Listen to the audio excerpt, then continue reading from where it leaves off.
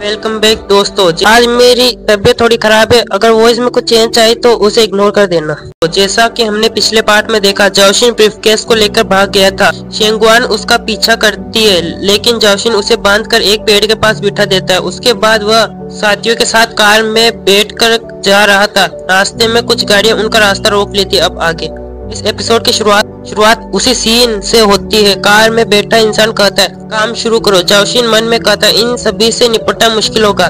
सभी लोग steel road लेकर हमला करने के लिए आगे बढ़ जाते।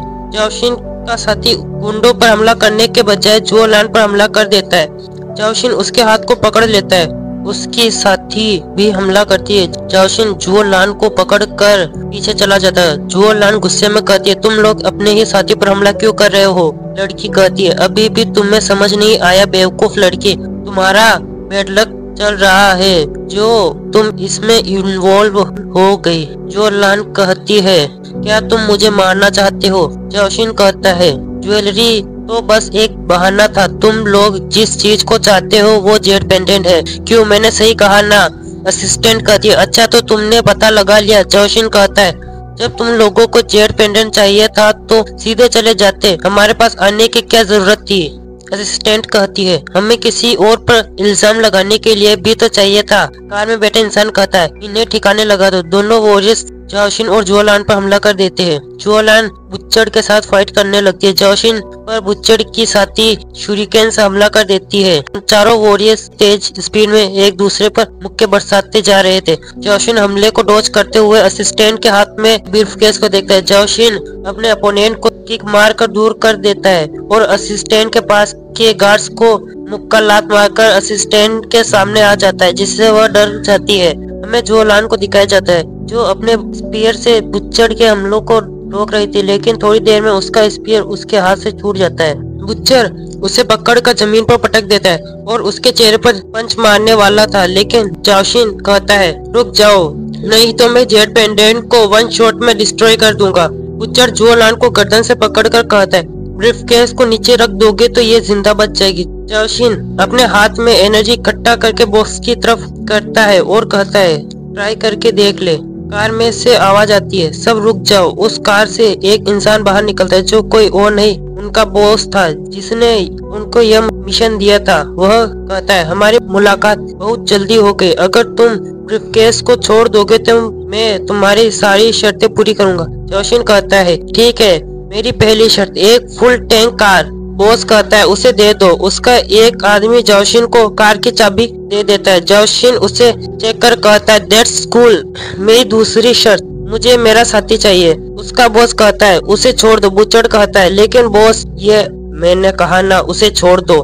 बुच्चड़ गुस्से में उसे छोड़ देता है। जुओ लान उसे देखते हुए अपना स्पीयर उठाकर जाओशिन के पास चली जाती है। जाओशिन उसके साथ ब्रीफकेस को लेकर चलने लगता है। बॉस अपने साथियों को पीछे कर देता है और अपने हाथ को पीछे की तरफ कर इशारा करता है। सभी लोग समझ जाते और हमला करने के लिए तैयार हो जाते। हथेली को बंद करते ही सभी हमला कर देते। जाओशिन ब्रीफकेस को हवा में फेंक देता है और भागते हुए सभी को साइड कर ब्रिज से नीचे कूद जाता है। वे नीचे से आ रही ट्रक में गिर जाते हैं।